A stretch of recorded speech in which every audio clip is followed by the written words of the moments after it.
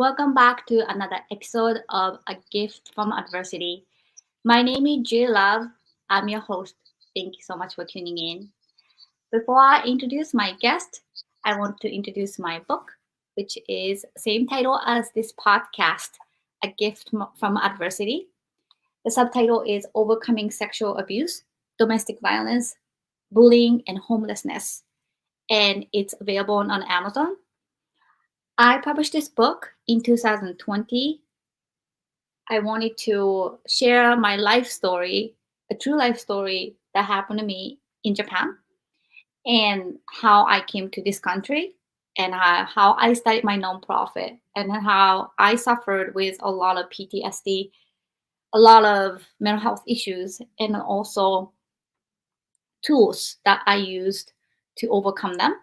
So this is A Gift from Adversity. It's available on Amazon. After I published my book, I've got a lot of feedback from a lot of fans and personal stories that I felt really compelled to share with the world, that there are so much stigma, especially talking about child sex abuse. And I personally had struggled talking about it. And then recently I started to feel a little bit more comfortable, especially publishing my book and having a conversation around it. But this podcast has been my vision and my manifestation. And I'm very grateful to each one of my guests so far. Today is episode 59, and we have international guests. I have guests from all over the world. And today we have a guest from Thailand for the first time. So let's introduce our guest. Hi, Michael. Thank you so much for coming to A Gift from Adversity. Hello, Juri. Thank you so much for allowing me to join and allow me to participate. I appreciate you, and it's great. Yeah, I appreciate you so much. Thank you. Absolutely. So can you tell our audience who you are and then what you do, and if you have a website and social media, etc., that you want to share? Yes, absolutely. So, hello, everyone. My name is Michael Baptiste. Some people call you Michael Over Deliver Baptiste, and I am an entrepreneur. I'm a certified life and business coach. I am also a former professional basketball player overseas and also a former professional basketball assistant coach. I am the founder of High Ticket Freedom, which is an online education platform specializing in helping educate people in the area of online business development as well as high ticket sales, whether that be high ticket courses and coaching.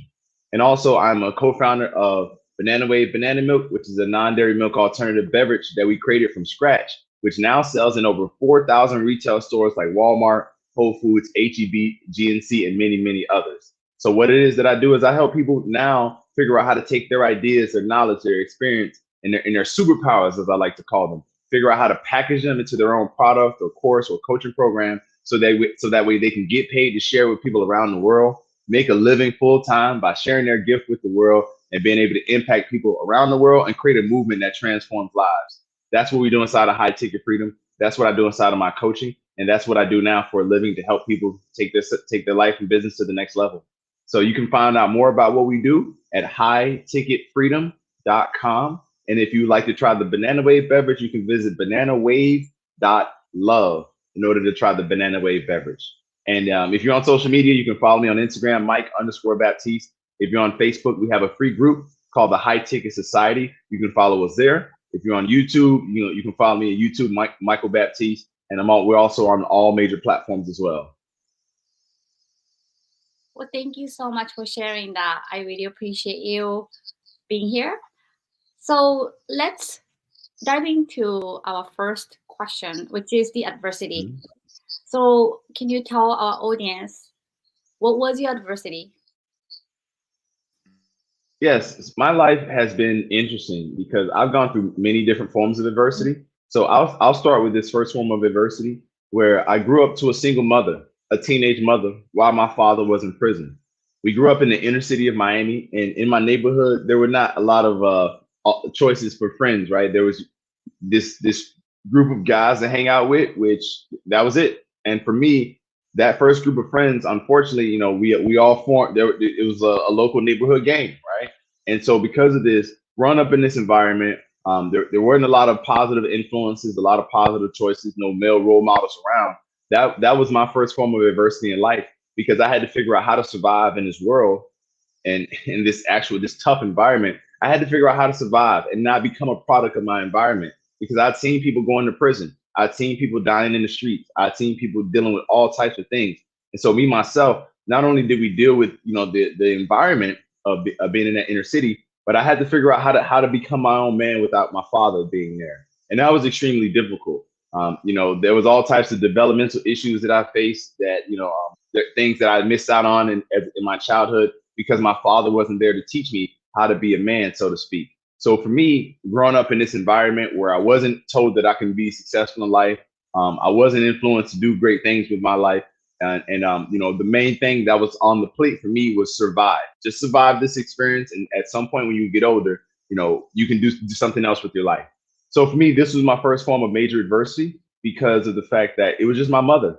And not only, did she have me, I was her firstborn, but then she ended up having three more children. So, growing up and, having little brothers and sisters to take care of, and my mom doing everything in her power, doing her absolute best to take care of us, keeping hot food on the table, doing what she could to keep the fridge full of food, keeping the bills paid, keeping the lights on. Like she sacrificed so much, right? And me seeing that sacrifice, that was adversity because we didn't have much. I remember one summer when we couldn't afford to buy school clothes, right? Um, I didn't fully understand what was going on, but I knew something was up because like why don't I have school clothes? Why don't we have school clothes? So my mom came up with this idea that we need to get money to buy school clothes, right? So the idea was if we need money to get school clothes, we got to go sell something.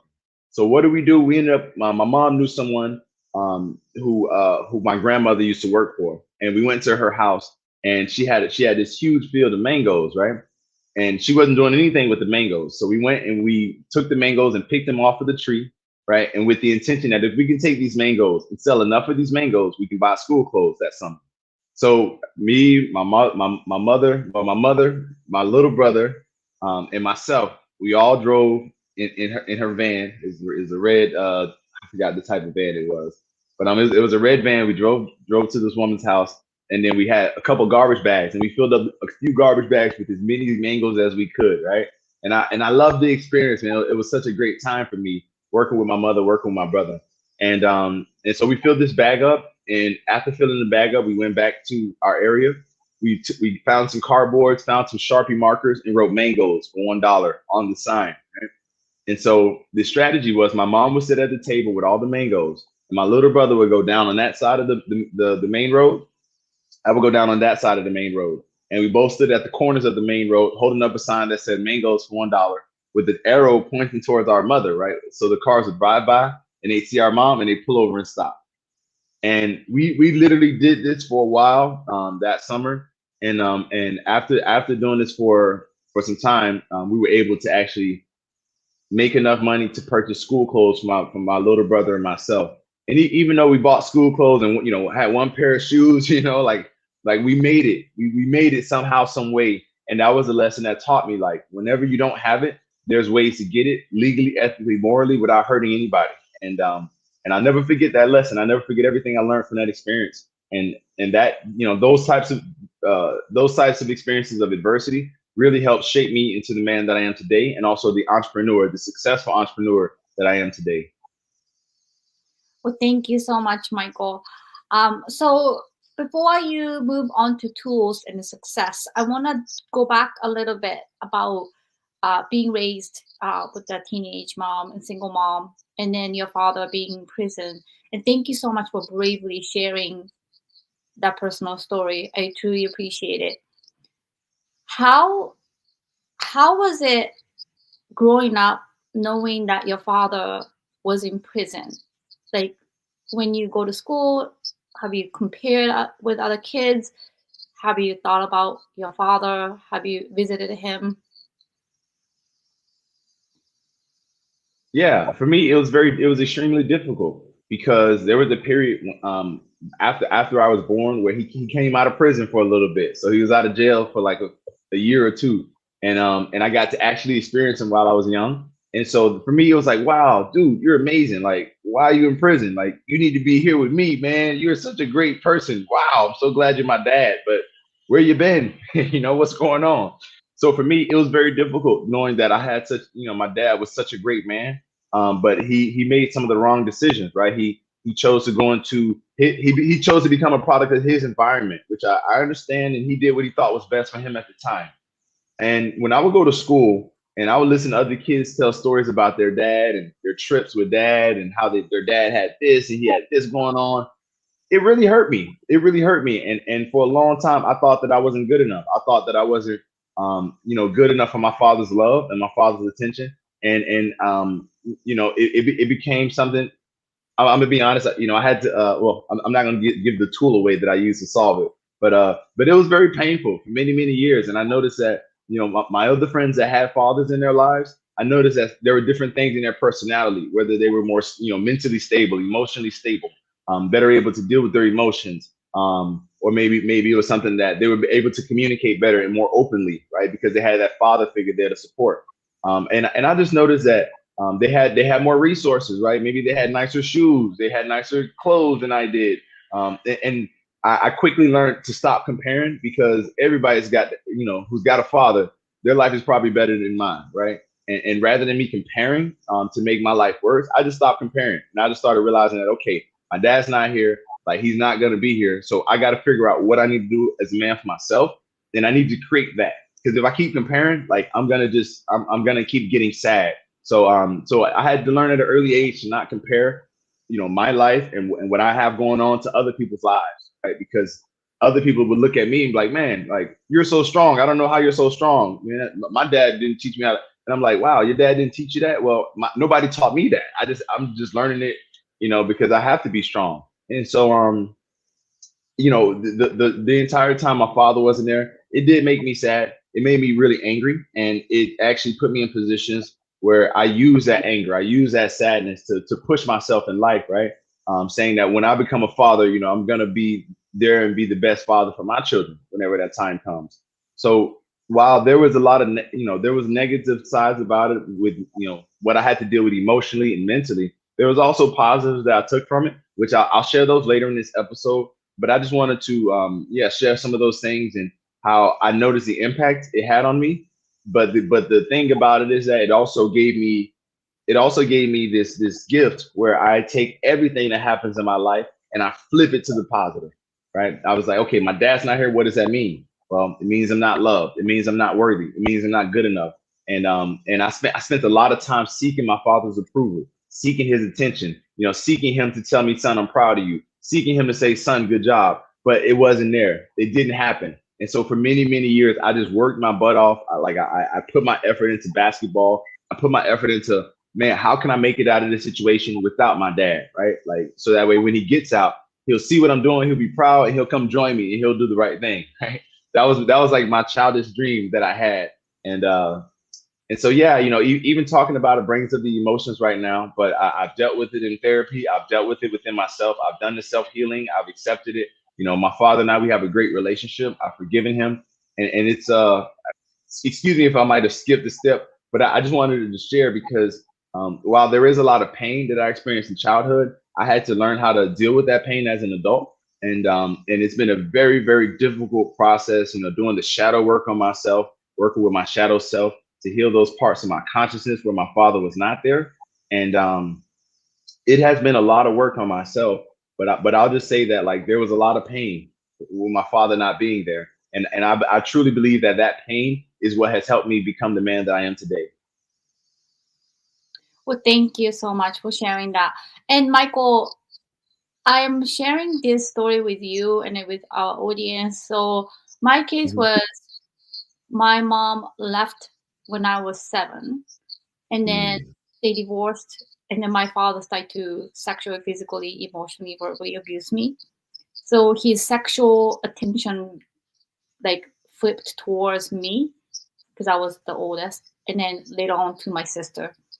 So mm, to me, it was just double, triple, like punches of not having my mom, but having this sexual relationship with my father constantly. mm, and then two uncles, and then that was really huge for me. And then having the void, and then of my mother, in my case, was very difficult. Like what you said, at school, you compare, that kid had this and that, and then have like good lunch, like colorful lunch, and I got bullied for it. And the kids are on top Mm. of everything. So I really appreciate you sharing, because a lot of times, especially men who went through this adversity, they are, taught to be tough, and then not to talk much about this adversity and Hmm. challenges. You are a child, Hmm. and then you needed a love, and then you didn't have to do these responsibilities at young age. And growing up with this hardship, and then an environment that you mentioned, and we talked about it before our podcast. My experience is that I taught music to juvenile offenders in Massachusetts at a nonprofit for 12 years. And I've seen so many kids in your shoes, single mom, dad's in prison, in and out in the detention program since 13, 14. Mm. I've met Mm. one kid who never ever saw, have never seen an ocean until age 18. Me and my staff took him to sea kayaking after he got out the detention program, and then he was thanking us so much because he said he's never seen the ocean. So I've seen a, you know glimpse of what is it like to have a single mom, teen mom, teenage mom, father is in prison, and the environment is so tough. How tough was it, like growing up in that kind of environment and seeing people die, get killed, gangs, or that enticement to the negative world? How how can you describe a little bit? Thank you for asking this question. The way that I can describe it, it was extremely tough because not only were we dealing with poverty, the kids in my neighborhood, they also didn't have fathers. So you got a bunch of little young boys out in the neighborhood. I'm not going to speak on all the things that was happening, for the betterment of my future, but like there was all types of chaos, there was all types of violence, there was things happening. And so, it's a gang, so like they do what gangs do. There's violence and there's crime, right? And so you got all these young kids that are products of their environment. And some of my friends, man, like they didn't survive at 13. One, remember, I was 12 years old, and one of my friends, he got murdered. And I was like, hey, I'll see you tomorrow. And then he didn't come back tomorrow. Another one of my friends at 16, he got murdered. There was another friend, he's doing life in prison for murder. So it's like these were the guys I was hanging around and surrounding myself with. So if this is what they were doing, I was there just trying to my best not to become a product of it. So it was extremely difficult because you have these children with these complexes of their father's not there, so they got these anger issues that they dealing with, and then you got the environment itself. There's other rival gangs in the same neighborhood that got beef with you because you don't live in the same block they do, right? Or maybe you don't represent the same things they do, colors or whatever. So you got that, but then you also have the drugs, right? So you got the drug selling, people selling drugs everywhere. You got people using and abusing drugs. In our neighborhood, you got crackheads, right? People that were addicted to crack as a drug of choice. You had people that were homeless, right? And on top of all of this, then you got the cops coming in. There's police brutality everywhere. People getting shot down. People getting beat by cops, abused by cops. Right. So like you got all of these factors happening in the environment. We're not even going to get into the food, right? And the food deserts, meaning like no healthy food options in the neighborhood. So it was all bad food choices, we leading people to diabetes and all types of health issues. Like it was so tough, being in that environment. But I think one of the toughest things about it was going through all of that and like not having a male, like a positive male figure that I could look at and turn to and say, man, what do I do right now? How do I get through this? All I had was my mother to look at. And while my mother's a strong woman, she's a woman. You know what I mean? Like now I'm an adult man, and I recognize my power and strength as a man, and I utilize it for my best and the best of others around me that I care about. But it's like, man, I got my mother, she's strong, but like she can only do so much as a woman in this type of environment, raising children by herself. There's only so much she could do. Like for me, that was one of the toughest things, man, is not having my dad around to say, Dad, what do I do? Dad, help us. Dad, defend us. Dad, like, you know what I mean? Like, use your power, Dad, to take care of us. That was probably one of the toughest things of dealing with it all, because from all of the fist fights I got into to all of the things I did in that environment, to make sure that I did not become a product of it, that I would survive it, and that I would eventually get out of it.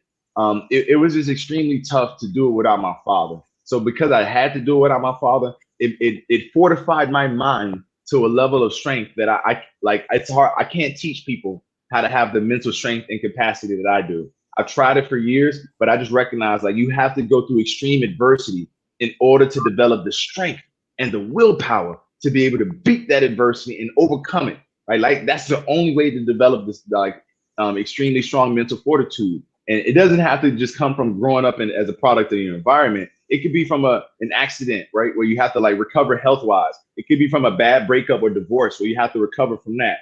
It could be from losing someone that you love and you have to recover from that. There's plenty of ways that adversity, brings us gifts and helps us to learn mental fortitude. But I feel like that's the only way to develop that strong mental fortitude is going through some form of extreme adversity. And so while it was really tough, like I said before, I like to I've developed this habit and this way of being where I take every negative and flip it to the positive. So for me, while it was extremely tough, it prepared me so that way I can survive in any environment. And man, I've been through so much more adversity than just like my childhood. But everything I went through later in life, I'm like, come on, man, this is a piece of cake, man. I had dudes shooting guns outside the window. I had dudes living next door. There was gunfights in their yard. You know what I mean? And I would hear the guns go off. I've had all types of things happen, which I'm not going to go into all of the crazy stories, but like I've had so many things happen growing up that it prepared me to be able to handle anything in life now. And I believe it also contributes to why I am successful as a person first and successful as an entrepreneur. Michael, I truly appreciate you sharing this. So just to explain the 12 years of my life that I dedicated to help inner city youth in the greater Boston Mhm. area, I have this profound moment. I think I told you that one of the boy, we are actually tying up with a internship program from Princeton University, and then they wanted to do like hard data kind of research. So one of the question was, what is your dream? What do you want to do? And then one of the 16 years old boy said, I don't have it because when I get out Mhm. here, I'm gonna get killed. I don't have a dream. And those are the reality of these inner city kids. And to be honest with you, like they don't know any better. They don't even know what is it like to even see an ocean. And then Mhm. in Boston, there's a spot like of area of high gang violence area. From there, literally like 15, 20 minutes by car, you can see the ocean. And he didn't even have a transportation for that. Or a family member Mhm. who are in this drug world and then the gang world that nobody was able to take him for 18 years. So Wow. I'm just saying that in the reality, people do not understand what is it like to be isolated and have no whatsoever positive role models or somebody who can take you to a vacation or fun places even. And I've seen it firsthand for 12 years of my life. And then I just really didn't understand. And I've never really met somebody like you who actually came out the other side of it, because I was dealing with juvenile offenders then. So I haven't seen, although I kept in touch with a few students of mine, and they became very, very, very successful. Some of them that I'm in touch with, I'm very proud. They form a band, and then they're doing a really great job. And I'm very proud to see the potential and then blossoming, but it's very rare. I'm just really talking to you and in our audience from my life experience. Your case is very rare, very. So let's actually move on to the next question, which is the tools that you use to overcome all these adversities. First of all, thank you again for sharing, and then I'm very sorry that happened to you, and I'm Oh very no, no, yes.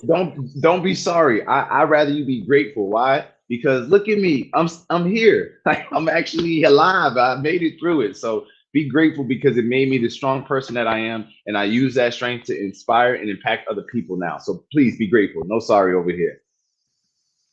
Thank you. So this is my favorite part of the podcast, which is the tools that you use to overcome. Typically, when you share your adversities and stories, people who've never been to extreme adversity, like yourself or me, um, they just say, "Oh, go get a therapist," and that's Mm. not the only way. And then, to be honest with you, I do have mass health as a single mom. The wait list is since 2019, and this is 2022. Me, my kids, we can't Mm. get therapists because, especially after the pandemic, it's a long wait list everywhere. And especially if you don't Mm. have private insurance, it's impossible. So this is really a great platform that I'm very appreciative, because all the guests who came to my show had so many creative ways, tools that they shared with me and with our audience, how they overcame the adversity. So, what are the tools that you used actually to overcome your adversity? Great question. Thank you for asking this question. One tool, the number one tool that I use to overcome adversity is laughter. I know it sounds crazy, but like anytime something would happen, and oh man, so much happened. I would just laugh, and I would laugh because I would tell myself, you know what, man, this is some BS, but at some point in time, this is gonna turn around. So I'm just gonna laugh because this too shall pass. And so the number one thing I would use was laughter. Even though there would be tough times and we would cry tears of sadness and pain and agony, and I would feel frustration and anger, I would eventually, at the end of it, find a way to pick something to laugh about as my coping mechanism, which actually was the best medicine, and that helped me get through the adversity. The second thing I'll say is, my mother used to always say something to me during those tough times, which I never understood why she would say it, but eventually, I guess it became programmed into my subconscious mind, which made my mind so strong. And it's simply this quote: mind over matter. And she would say it every day: "All mind over matter, son. Mind over matter. Mom, I'm hungry. There's no food. Mind over matter. Like, we'll get food. Don't worry. Mind over matter. Or mom, I need this. I need some shoes. I need this and that. Don't worry, son. Mind over matter. Like, we'll get it. We'll get it eventually." And so I think that telling myself mind over matter really allowed me to remember that my mind is the one in control. This environment is not in control of me. My mind is in control of my body, right? So, like, telling myself mind over matter is something that really, really broke me through everything in my life. So, like, from sports training to college to entrepreneurship, I tell myself mind over matter. Even to this very day, I say to myself mind over matter, and I say it all the time. But to myself, it's something I've used for myself personally. Another tool that I've learned to use as I've gotten older in life is reading, reading. During those times where my mother would not want me to be outside and to getting into trouble and mischief, and I'd be super bored inside the house, she would tell me, "Son, open a book, read a book." And I'm like, "Man, read a book?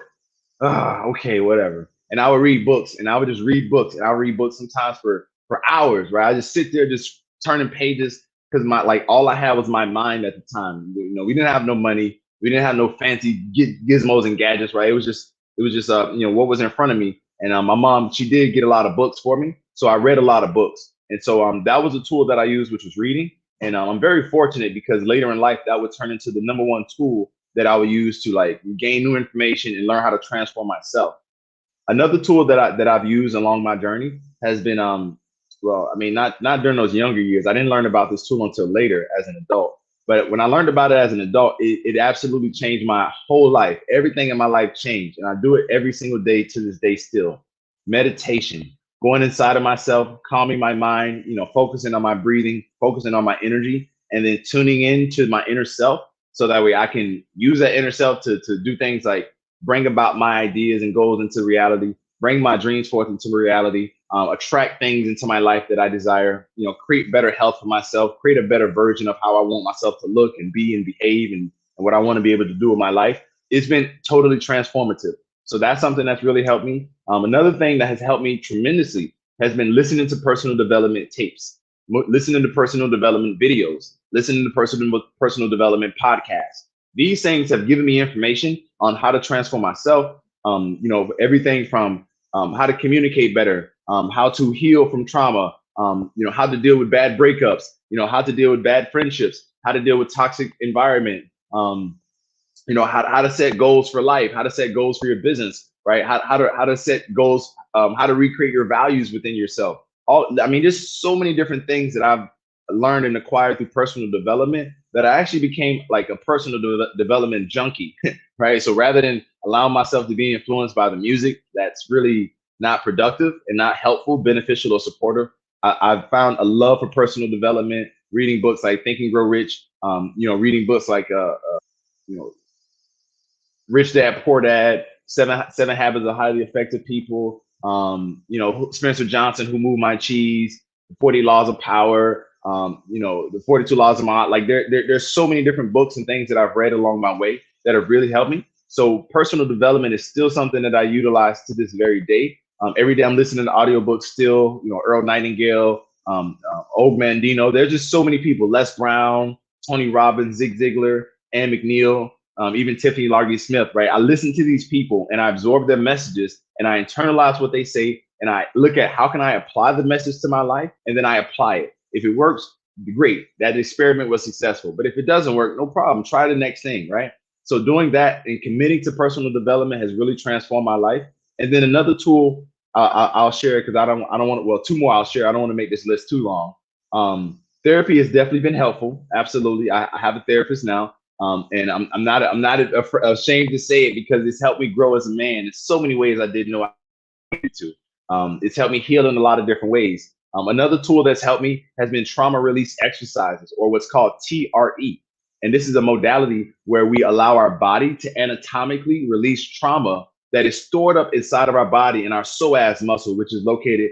It's a part of your body that it's a muscle, the biggest muscle in your body that connects your spinal cord to the front of your hips. So it's almost like spinal cords here, and it connects to the front of your hips there. And it's the strongest muscle that we have in our body. And that's where the majority of our trauma is stored at. So trauma release exercises is a modality that taps into the anatomical, anatomical, the anatomical part of ourselves that allows us to release trauma that is deep within, the muscle tissue and cells within our body. So that's been a tool that's been really helpful for me. And the next thing I'll say is that's been really, really helpful is having mentors. Having mentors has absolutely changed my life. Mentors, coaches, whatever you want to call it, right? But I just use the word mentors because that's something most of us can genuinely understand. Fortunately for me, the people that I consider mentors have become like my second mother and my second father and my brothers and my sisters. You know what I mean? They become family to me that I wasn't born with, but I met them along my journey. So I would say surrounding yourself with people that can positively influence you and positively impact you in a way that's going to push you beyond being who you are now, right? To become greater or to be better. I would say that's been major for me because when I started surrounding myself with basketball players, I became a basketball player mentally, and I allowed it to influence me. When I started hanging around entrepreneurs that were already successful, they'd already built $1 million businesses, and even my mentor, she's a multi-billionaire. Like that began to influence me, right? And then later in life, what did? We built a company that's earned millions of dollars. So like for me, I always like even right now to this day, I'm in Thailand. But like I go train at the gym with guys that are stronger than me. They're bigger than me, right? They lift way more weights than me. And I'm like, wow, this is great because I'm gonna get stronger now because I'm around guys stronger than me. So I'm going to allow this environment to influence me, and I'm also going to influence my environment to make it better.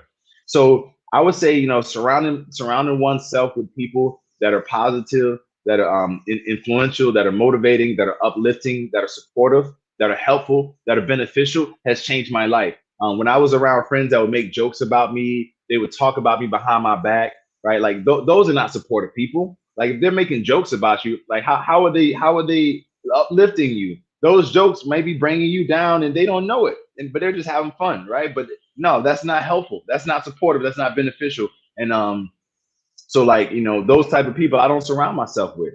I do my best to always keep myself surrounded around positive, inspiring, uplifting, helpful, supportive, beneficial people. Because if not, I don't need those people around me. I came from an environment like that. I'm good. Like I've done that already. It doesn't work.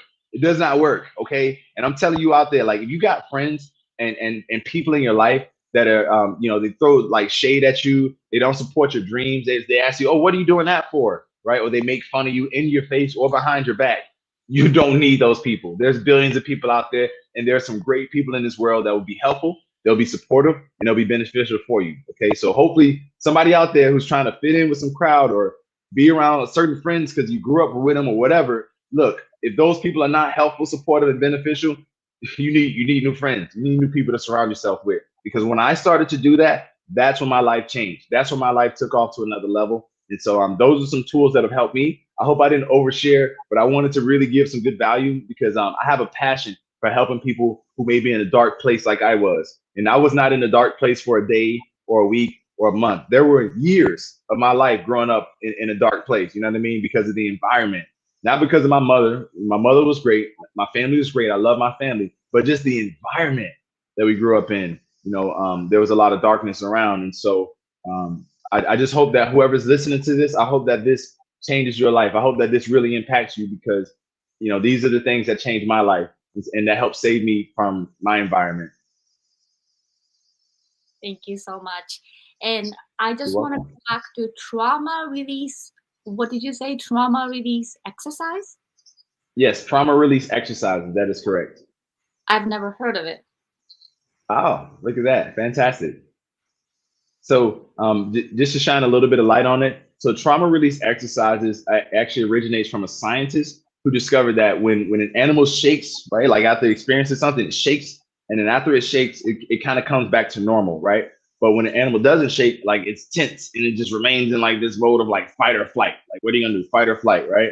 And it just stays tense. And so the scientists discovered that they looked at I guess it was a case study they did where in Germany, right, there were bombs going off. And so some people went underground into the bunkers, right? And they noticed that the adults were in the bunkers when the bombs were going off, all the explosions happening, right? The adults were like very tense, like if the bombs were going off, they were just like looking around and trying to stay strong, right? For the children, you see what I'm saying? But then the children, they were in there like, just shaking, like, oh God, and then after the bombs stopped going off, the scientists noticed that the adults who were like tense when the bombs were finished, it was still tense. They were like it was just tense. But the children were playing, they were running around, they were being children again. And he noticed that wow, when the body shakes, it is actually shaking off of the trauma. So when you go through something, car crash, you're sick, you're scared, abuse, whatever it is, the body just shakes as a natural response to like get the trauma out of itself. So the scientists discovered this, that's when he went deeper into his research and he found out that the body stores that trauma, like when we're tense and we don't allow ourselves to shake, the body captures that trauma, right, energetically, and it stores it in the body, almost like a computer file, right? It saves it on your hard drive. So now your hard drive, rather than like releasing it and deleting it, it saves it on your hard drive, so your computer remembers trauma. So every time you log into your computer, bam, the trauma opens up because it's there saved on the hard drive, or it's there on the computer, if you will. So the way that we release this trauma is through shaking it out, kind of like an animal. When an animal shakes, we shake it out. And so TRE is a modality where you lay down on your back on the ground and with your knees up, and through a specific set of exercises, you activate the psoas muscle, which is again connected from the back of your spinal cord to the front of your hips. So if you can imagine, like touch your your back spine and touch the front of your hips, if you will, that's where your psoas muscle is located. And when we're tense, when we get into like fight or flight, when it's like you see an animal coming and you want to run away from the animal or fight for your life to survive, that fight or flight response is natural for survival. But what happens afterwards, it's not natural because we're taught to keep and be strong, but we should be shaking it out. So with TRE, it teaches you how to shake that trauma out of the center of your body, the psoas muscle where the trauma is stored, and then eventually, as you get better at it, your entire body shakes. So I'm talking about your stomach shakes, your shoulder shakes, your hands shake, your legs shake, and you shake the trauma out. And it's almost like a way of it's like a way of releasing stored and trapped energy from your consciousness, from your body, and it's almost like your body's taking an energetic it's like when you go use the bathroom, you do number one or number two, whatever. It's like you're releasing, you're doing a number one or number two for your body on anatomic level, where you're releasing that stored up energy out of your body, and it's so amazing. It's so freeing. It's one of the best things I've learned in order to in terms of how to heal from trauma.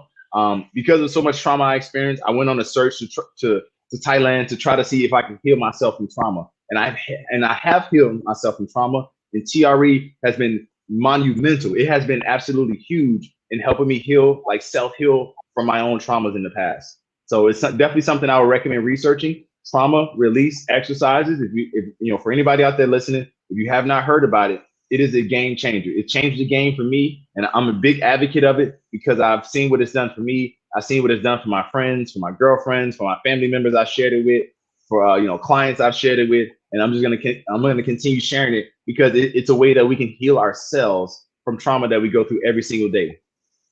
That's amazing. And have you ever tried or heard of EMDR? Yes, I have heard of EMDR. I have tried it just a bit. It is very effective if you continue to do the sessions and continue to do that therapy. It is very effective. So I've done EMDR. I didn't know anything about it, and I wrote it on my book, I Gift from Adversity.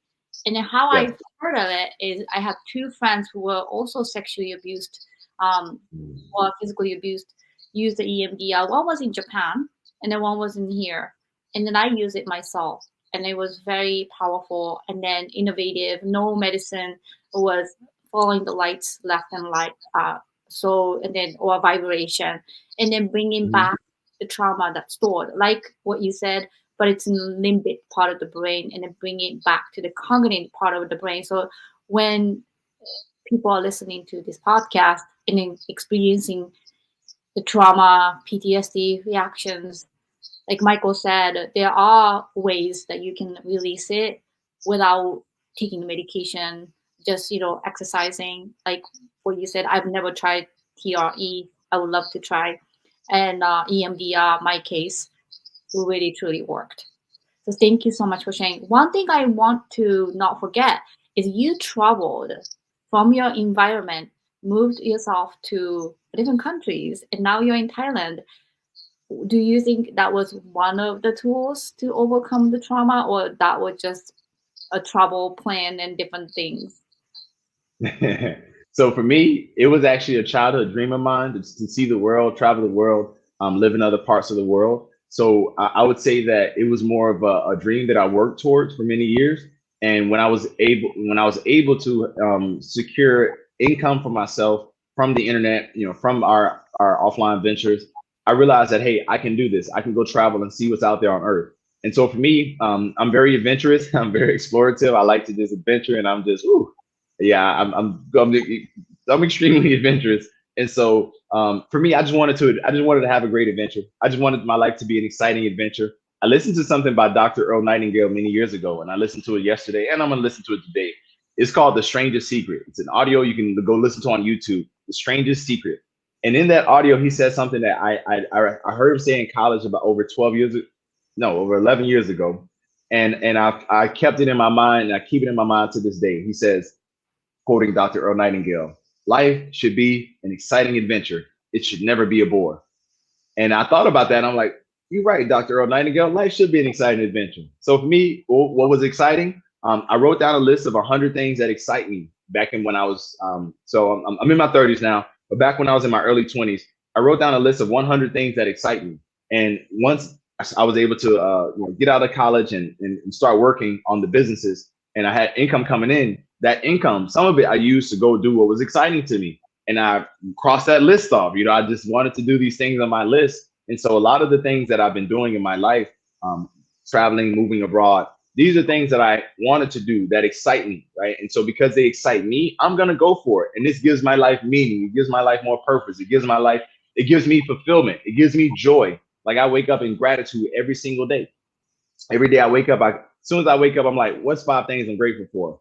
Well, I'm alive. I got my health. I'm here. I got a roof over my head. There's food in the fridge. I got a couple coins in my pocket. Like I can go pay for something if I need. Like I'm in this country. Like I can, and I just go until I'm like, okay, I'm done now. Time to get up out of the bed and go have a great day. And I go have a great day. And everything that happens in my day, I express gratitude for it. And more things show up for me to be grateful for it. I've noticed. So yeah, I believe that for me, it was more so of like, writing out a list of what excites me and just going after it. That really helped. But I'll say a part of me wanted to travel was to help myself learn how to heal. So that was my intention, and I've learned how to heal myself. I've learned all types of tools through meditation, TRE, EMDR, professional therapy, just energy work within myself. I've done quite a bit of that. All of these things have helped me heal along my journey. And you Did speak I with answer your question? Yes, absolutely. Thank you so Okay. much. Michael, this is You're very welcome. important questions to me because, like, I talked to you about the inner city kids that I met. They can't get Hmm. out of the environment. They don't go Right. from Boston, the tiny part of Boston, a specific part of Boston, to a different part of Boston. They don't go. They just don't travel. They just don't have resources. And then, mindset that they can travel freely the world and explore the world. And I've traveled Mm. countries by myself. I loved it. And then, I think that's so important for somebody who grew up in the environment in America like yourself, how you described earlier, to be able to go to a different countries. How many countries have you traveled? Um, I haven't traveled to too many countries yet. Let's see, one, two, three. Can you name them when you're counting? Maybe. Sorry. Yeah. I've lived in China, lived in Beijing, China, traveled to Shanghai, Hong Kong, Tianjin, and Beijing. So yeah, there's China, lived in China, spent a little bit of time in Hong Kong. I lived in Colombia, Medellin, Colombia. That was awesome. Shared some time in Portimao, Portugal. Enjoyed some time out there. I currently live in Thailand, and I've lived in Chiang Mai, Thailand. This is my base. I lived in Phuket. I lived in spent some time in Mukdahan. Lived in Nakhon Ratchasima. I've lived in Koh Phangan for a year. Lived in some beautiful parts of Thailand, Bangkok, Phuket. Absolutely beautiful country. And I've traveled to Laos. I've traveled to Myanmar. I've traveled to Cambodia. I've traveled to Malaysia. Spent some time in Kuala Lumpur. And yeah, so far, like even though it's not a huge list of where I've traveled to, I have traveled quite a bit. And in America, I've actually traveled to over 30 different states in America. So during our Banana Wave business and building that, and experiences with college basketball, I've traveled to over 30 states in America. And just I love traveling. I love seeing what's out there, exploring, because there's so much of this world that we have not seen yet. And I feel like us being born here, it's our birthright, right? To be able to explore this beautiful home that we all call Earth. It's our natural given birthright. And I know a lot of us are not able to experience it because of our environment, and we don't have information. We don't have things set up and in place. But I'll say this, like the mind is so powerful. If you can just condition your mind, that hey, I want this thing right here. I'm gonna go for it, and I'm gonna find a way to get it. Like the mind will figure things out. It's just how powerful the mind is. So I'll just say for the person out there that wants to travel, that wants to see the world. Hey, look, I was in a place for a long time. I wanted to see the world too, but it didn't happen until 27 years later, until I figured things out for myself how to do it. Right now, you can go onto YouTube right now and say and type in how to save up to travel, right? How to get a good job that allows you to work remotely so you can travel while working, right? Like there's tons of ways to do it. Like you don't have to be subjected to just, hey, I'm a product of my environment. No, you're not. You got Google, you got the internet, you got your thumbs and your phones and fingers. You can type and research and start planning. And you can work on the plan right now today, and you can plant the seed in your mind and water that seed every day, and eventually that seed will grow into a tree. But in this case, we're talking about that seed growing into a plan of action and you pursuing your desire to see more than your current environment. So, I would just say to the people out there, everything starts in the mind. If you want to travel, plant the seed in your mind and don't stop thinking about it every day and planning for it every day and work towards it. Take action towards it every day. That's the secret ingredient that they always leave out, is that you got to take action. You must do something. You must get you must get into action mode, right? You can sit down in the chair and take action by, with the computer. But like you gotta take action, baby. Like that's the main thing, is taking action and doing something about your plan. I can't thank you enough for sharing that. And how many languages do you speak? Yeah, so at the moment, I currently speak English, which you guys can probably hear. I'm not the most fluent, you know what I mean. I got my little down south accent sometimes, but English is my first language. I can also speak Spanish. I can also speak Mandarin, which is for those you don't know, that's the official language of mainland China. Okay, and I can also speak some Thai. And because I live in Thailand, product of my environment, so I've had to adapt to my environment here to learn the language, to communicate with the locals, and continue to survive. And I can also speak small amounts of Italian and a little bit of French, but just like a couple words and sentences, not nothing too amazing and immaculate. I just want to share something interesting with you. So I don't like, when I was growing up, obviously I never spoke a word of English, and Hmm. in a way, sometimes talking about my trauma, my adversity in Japanese is a lot heavier than talking in English.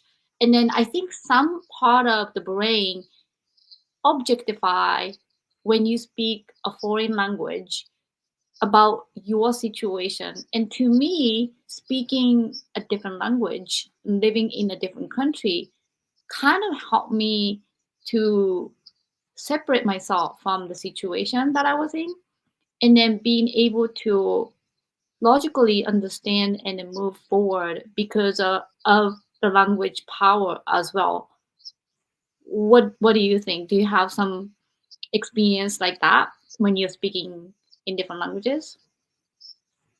Yes, absolutely. I've noticed that when I speak another language, it actually takes me into the mindset of that culture, right? And it does, for a moment, temporarily remove me from what I may be experiencing, because my mind now switches into a whole nother culture, right? And I have to think like them. I think about the foods they eat, the way they may, bow or show respect or do a Y or say hello, right? Like it's different. So it actually forces me to not think about my environment and my trauma, because I now have to like put myself into this mindset of a Thai person, so that way I can best communicate. Even though I'm not Thai, right? But like when I speak in Thai and I talk to Thai people, like I'm no longer thinking like American Michael. You know what I mean? My brain is thinking in Thai words, if you will.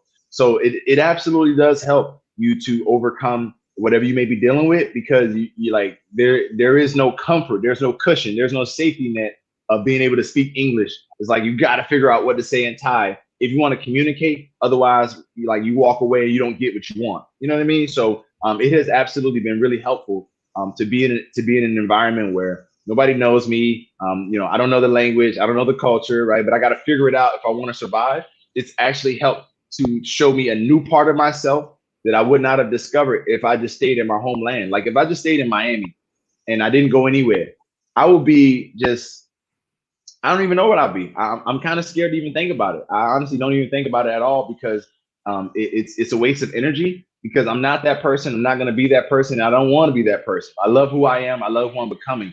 So I would say, yeah, living in a foreign environment, it absolutely forces you out of your comfort zone, and it forces you to not dwell in the trauma if you want to thrive in that new environment. It definitely forces another part of you out when you are in a foreign environment, for sure. Love it so much. Thank you. And my You're last welcome. question is a gift that came from your adversity. So how would you say a gift that came from your adversity? Ooh, so many gifts came. Is it okay? Maybe I can share three gifts that came from adversity. Is that okay? All right, all right. So in my nature of over delivering, I'm gonna do my best to over deliver for the audience today, for you watching in the audience. The first gift that came from adversity is this: people have imperfections. Love them anyway. That's the first thing I got because my mother wasn't perfect, my father wasn't perfect, but because I love those people, man, I had a rich life. And you maybe you don't think so because maybe you're comparing your childhood to mine, but for me and what I grew up with, that's all I knew. So for me, I had a very rich experience because I had people there, right? I had my cousins and my aunts and my mother, and I did have, hey, even though we were doing certain things, they were still friends of mine, right? And we had a lot of rich experiences because we weren't playing with cell phones and laptops, and we were outside playing all day. On the days we were doing good stuff, you know.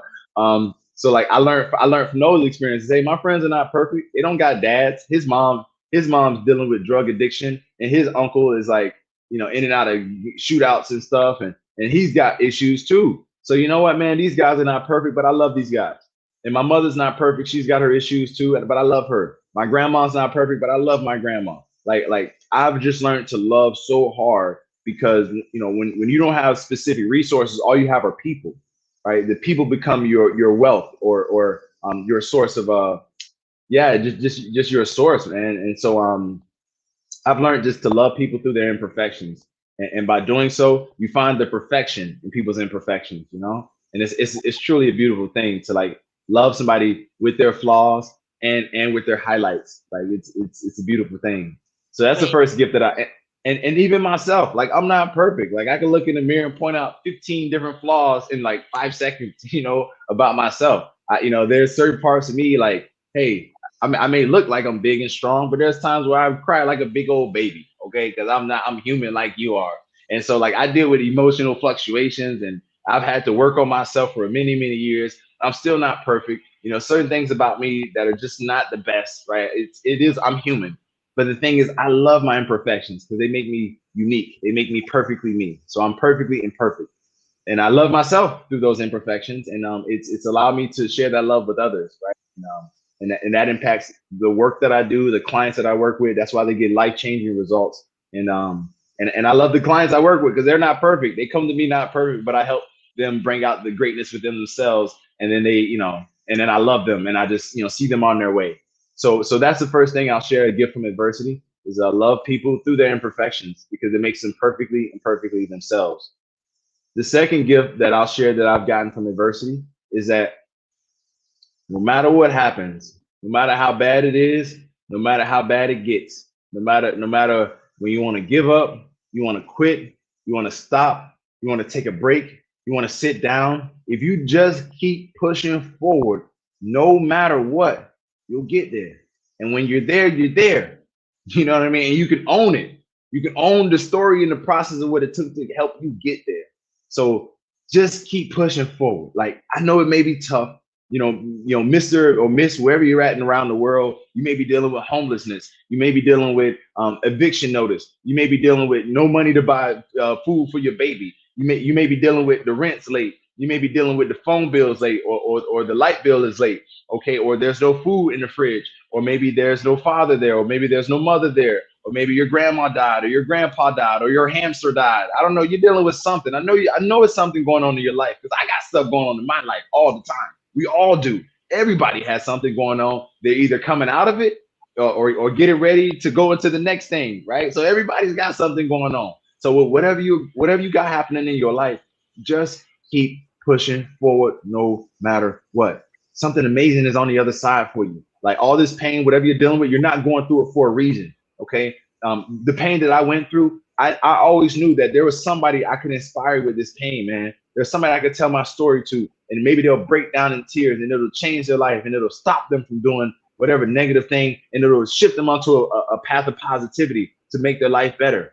Okay, and I knew that if I just keep pushing with whatever I'm doing, eventually I'll break through. So whatever you're dealing with in your life, just keep pushing forward, baby. Please keep pushing forward. You don't know how many people need you that you haven't met yet. And you don't know how many people are in your life that are willing to help you if you just reach out and ask for help.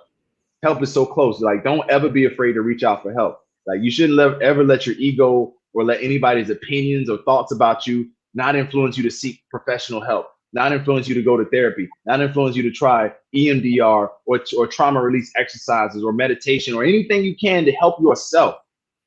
Just keep pushing forward no matter what. And the final thing I'll share, the third thing I'll share, a gift from adversity that I received from adversity is that everything that happens to you, it's either a lesson or I call it a blessing. So, when we experience bliss, right? I call it a blessing.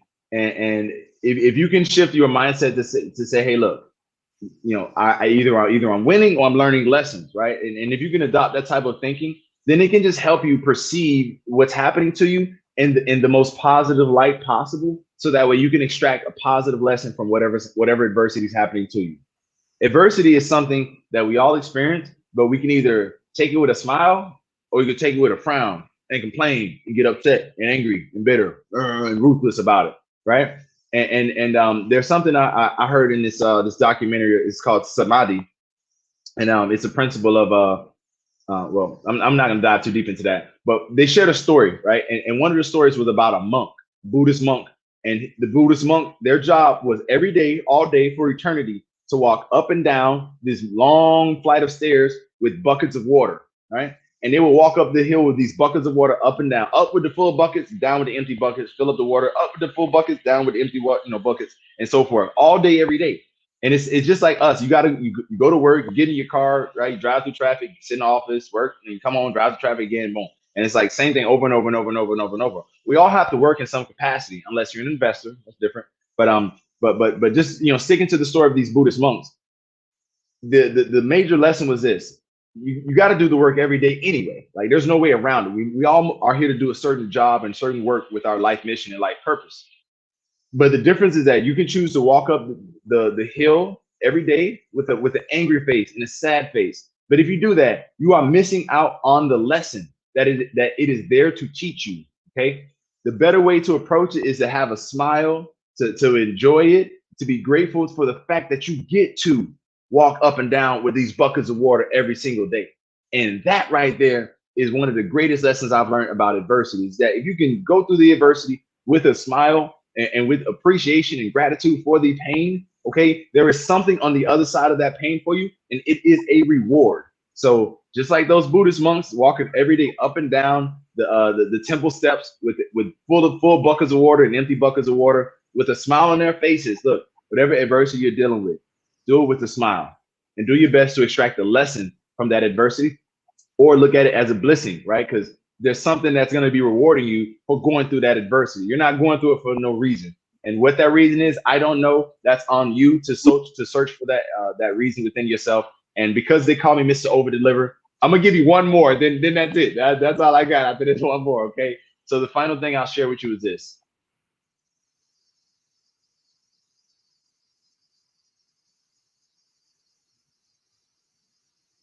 surround yourself with people that can help you, that can support you, and that can be beneficial for you.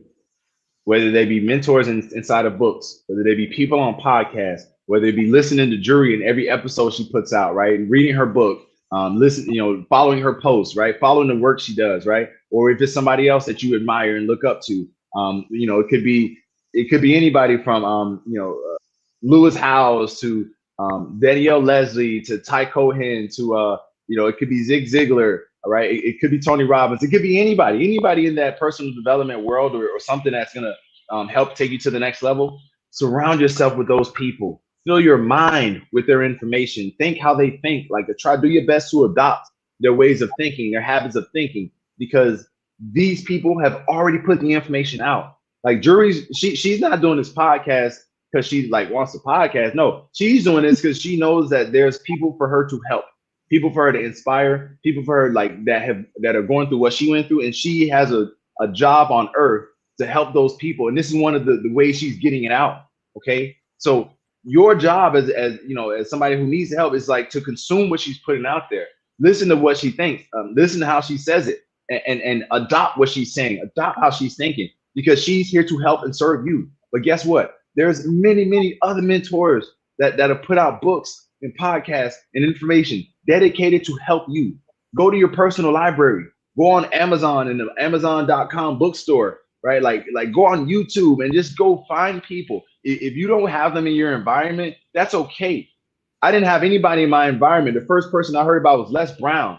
I watched his videos, and as a college kid going through depression and trying to pull myself out of depression, and I wrote down what he said in the videos, and I wrote it by hand, and I would listen to his videos over and over and over, writing the words down by hand. And after I listened and I wrote it down and I looked at it and I thought about it and I read it again, I thought about it more and I read it more then I thought about it, and then boom, it became a part of who I am. It became a part of my thinking process, and I can't go back to the same way anymore because I've conditioned myself to think like Les Brown. I've conditioned myself to think like Ann McNeil. I conditioned myself to think like my mentors, and it's made me successful. So whatever it looks like, YouTube videos, listening to Juri's podcast over and over, reading her book from cover to cover over and over and over, right? Like, do what you must to surround yourself with people that are helpful, beneficial, and supportive to your life and your future. And that's all I got for you today. I didn't want to overwhelm you, but I did want to over deliver today. Well, thank you so much, Michael. Before you go, I have live audience Milton Young. He's a dear friend of mine, and he said, "Love people for their imperfections." Very powerful. I'm so grateful you picked that up. Yes, love people for their imperfections, because I'm not perfect, man. Like, if you met me in person, I'll tell you straight up, bro, I'm not perfect. But one thing I am gonna do is I'm gonna give you my absolute best effort at whatever I do, and you know, you'll feel the love coming through. So please love your people for their imperfections, because their imperfections actually make them unique. Well, thank you, Michael. I'm so grateful to have this conversation today, and thank you so much for the shout out for my podcast and work. And our conversation really meant me like a lot and really touched my heart. And I hope the audience will feel the same way. And thank you for being authentic, genuine, powerful, eloquent, and overcoming all these adversities, and then be as successful as you are. And please keep inspiring other people and then inspiring yourself. Thank you so much again. You're welcome, and thank you as well for this opportunity. And if I can leave you guys with one last quote, this is my quote that I came up with that is very impactful. If the dreams that you're dreaming can be accomplished in this lifetime, then you are dreaming too small. I challenge you, baby. Yes, that's right. I challenge you, baby, to dream bigger. That is it, everyone. We'll see you next time. And thank you again, Michael. And have a great day. Take care, everybody. Bye.